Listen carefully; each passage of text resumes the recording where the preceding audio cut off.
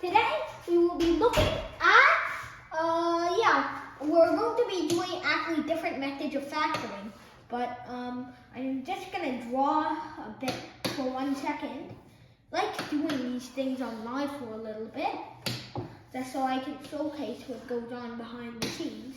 And by the way, if you were wondering, we gave up on the game gig for geometry. Algebra is still going. It's getting a bit worse because I'm not really sure what the end goal of this game will be. But who knows? We can keep it up for now anyway.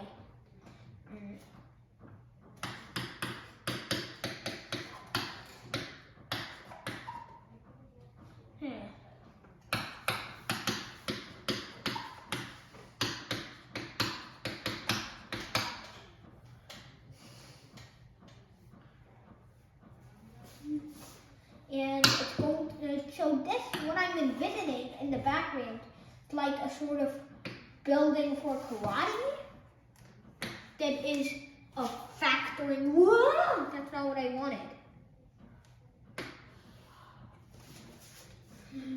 So, now I'm just going to put some windows over here. Maybe fill them up if I'm feeling stylish.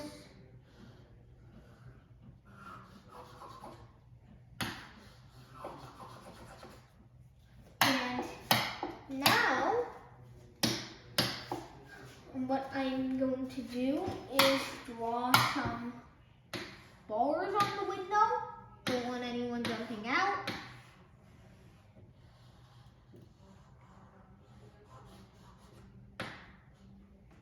And draw that over here as well.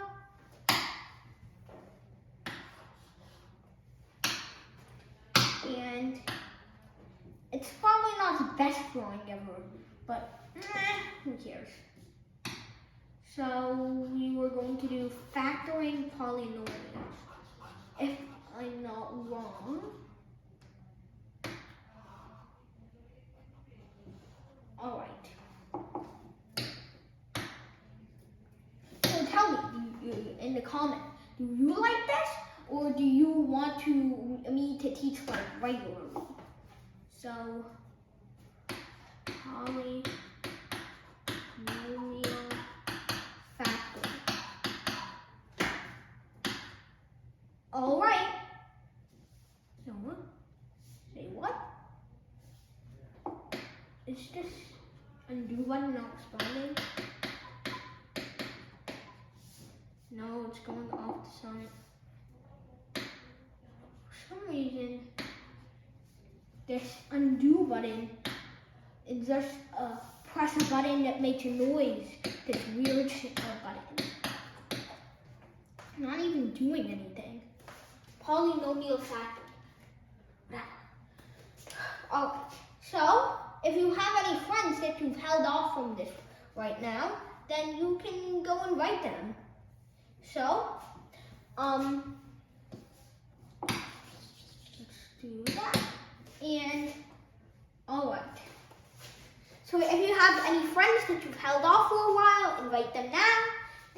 Thank you everybody for watching this, and now we'll start the lesson. Hello everybody, my name is Soborno from Mary Science Lab, and today we'll be doing Algebra 2. So, it's Regents Edition, obviously. We're on level 4. Nice. So, let's press X to play. Alright, level selected. Done. Done. Done. I have a new level over here, don't we? What is it? Factoring Lesson Center. Let's see. Polynomial factoring. Let's see what that could be. I'm going to select it. Alright. So, what is this whole thing all about? Well, there are many different ways to factor a polynomial.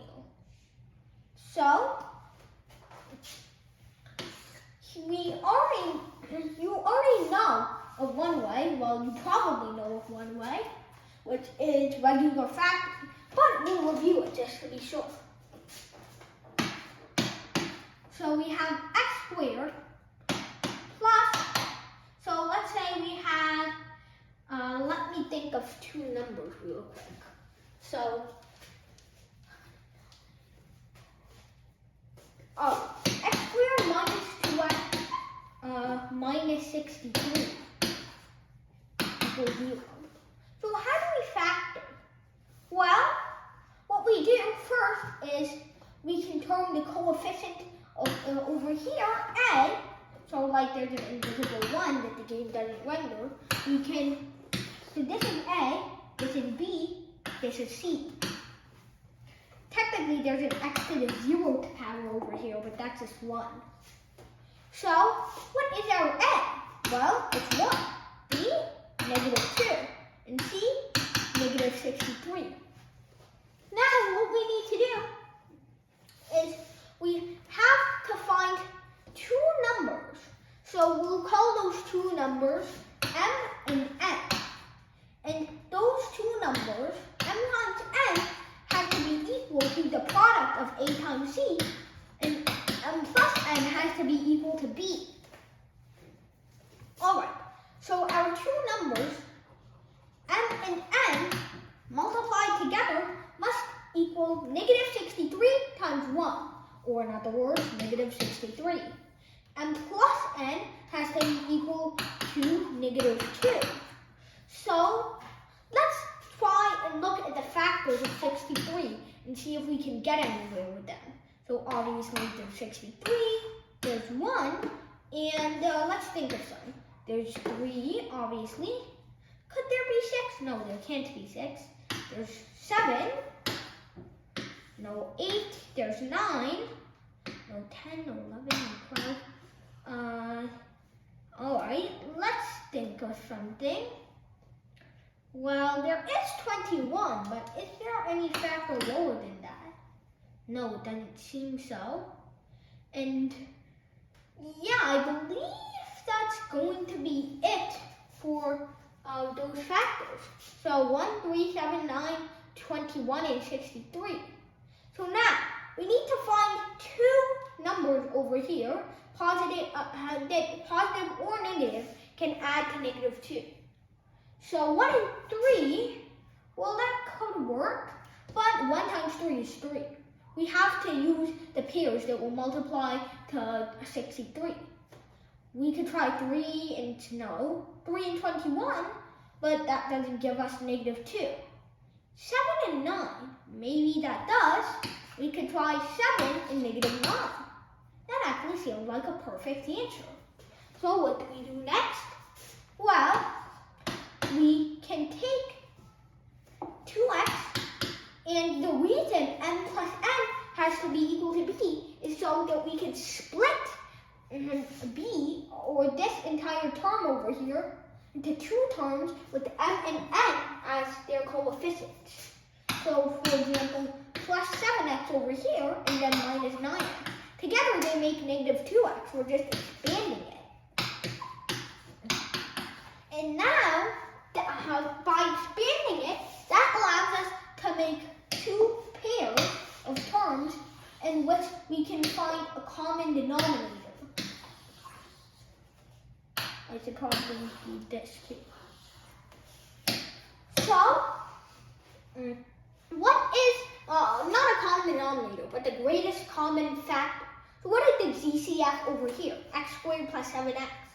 Well, can we divide by 7, both of them?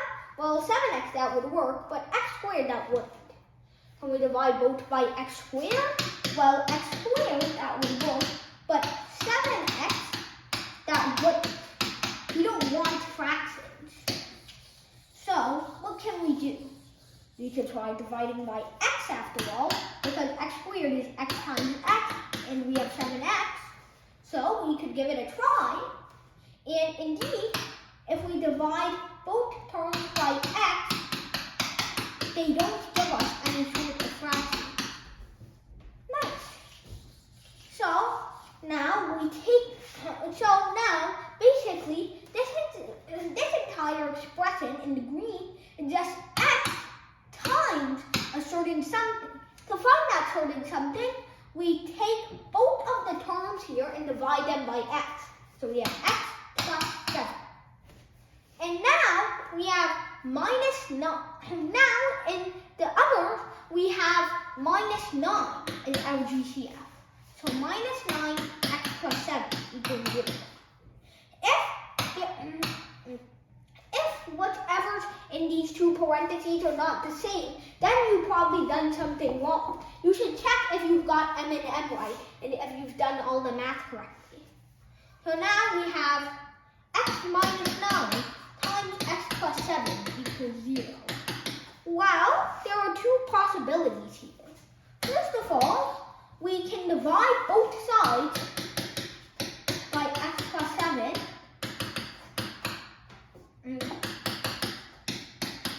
And since 0 over x plus 7 is 0, then we just get x minus 9 equals 0. Or the other possibility, which is x minus 9, x plus 7 equals 0, and we divide both sides by x minus 9, which causes these two to cancel out, giving us x plus 7 equals 0.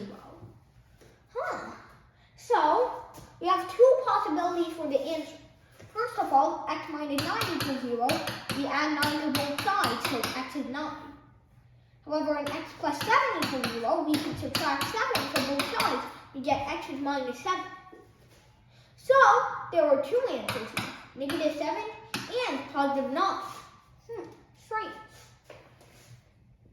Alright, so that's regular binomial factoring. But there are other ways to do it as well. If you paid attention a lot throughout this series, you probably heard a lot about completing the square, though you probably don't remember it. Probably because I wasn't supposed to teach it so early, but I did. So, if you don't remember, you can do completing the square something like this. So, you know that this whole thing, x squared plus 2x plus 3, for example, equals 0. Well, that 3 doesn't really do anything, but what about x squared plus 2x? Well, that's pretty hard to work with. So, how do we represent x squared plus 2x in geometry? Well, x squared could be a box or a square with side length x. And what would the area be? Of course, it has to be x squared. So, now we're adding 2x. So how can we represent 2x with any sort of thing? Or let's just say we have any x in general. Like, for example, x squared plus bx plus c. So, we can ignore the c. Now, what about bx? How do we represent that? Well, we could take a rectangle where one of the sides is b and the other side is x. Now, do you notice something? Well, that's right. These two both have the same height. So, what did that mean? Well, oh my goodness, not responding again. Well, what does that mean? Well, what that means is that we can essentially put 2 and 2 together. So we can do something like this. This is taking awfully long. We're just like 5 objects.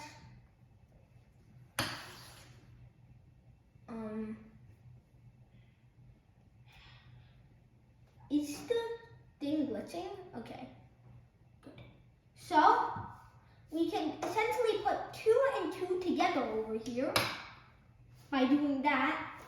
And now, but there has to be some better way to split it up, right? Because now we're left with a rectangle. That's pretty far from what something I want, like a square. So what can we do? Well, let's see what happens if we reverse our axes. Come on, respond. Oh, God. I guess I'll just have to do it manually because this markboard hates me. Now, let's go back in time. What if we took this little rectangle? Okay, that's bizarre. What if we took this rectangle and what if we took this rectangle, and hear me out, split it in half? Now, we could fit these rectangles on either side.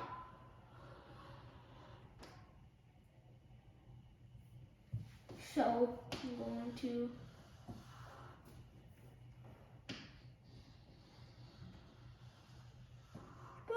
alright. So now what we can do is, oh my god.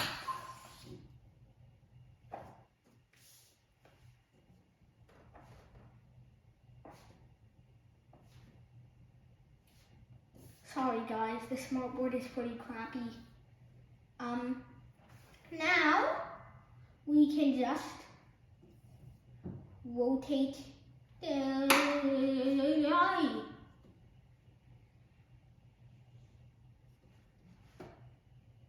When will this ever stop? Oh, God darn it. I have to erase everything manually because this smartboard is acting up so much. But anyway, I'm sure you'll get the point if I just do this. Boom.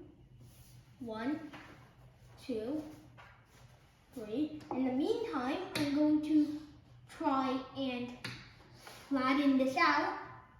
And now, what we can do is, although now the side length over here is b over 2, still retains the same height. So I'm going to put x over here, if you don't mind. And I'm going to, why did this have to keep happening?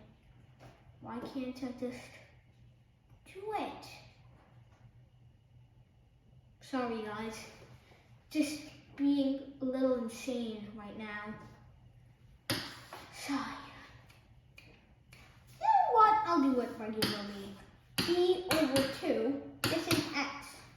And now what we can do is we can take this, we can rotate it, and we can put it over here. B over 2 and x. And what is the final part missing to make a square or complete the square? Well, we have side length of x squared, x plus b over 2. And what is the area of this? Well, this is b over 2, this is b over 2, this must logically be b over 2 squared. So that means the x squared plus b over 2 x squared plus bx plus b over 2 squared is equal to what is the area of a square with side length x plus b over 2? X plus b over 2 squared, of course. So now, let's test it out on our example over here. It looks like we can solve it by factoring, but we really can't.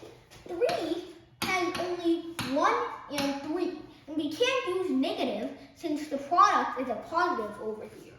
So this will not work, even though x squared plus 2x minus 3 will, this won't. So what can we do instead? Well, we can do completing the square. What's b? 2. So we take x squared plus 2x, add 2 over 2 squared plus 3, and then to keep it balanced, we go minus 2 over 2 squared equals 0. So now, we know that adding this together gives us x plus 2 over 2 squared, and then plus 3 minus 2 over 2 is 1, 1 squared is 1, so that gives us this. So we get x plus 1 squared plus 2 equals 0, so x plus 1 squared is negative 2. So now we square root both sides, and x plus 1 equals plus minus, oh god, plus minus the square root of 2? Maybe. So, finally, that gives us x equals to negative 1 plus minus the square root of 2. So, Now, let's test that hypothesis out by graphing.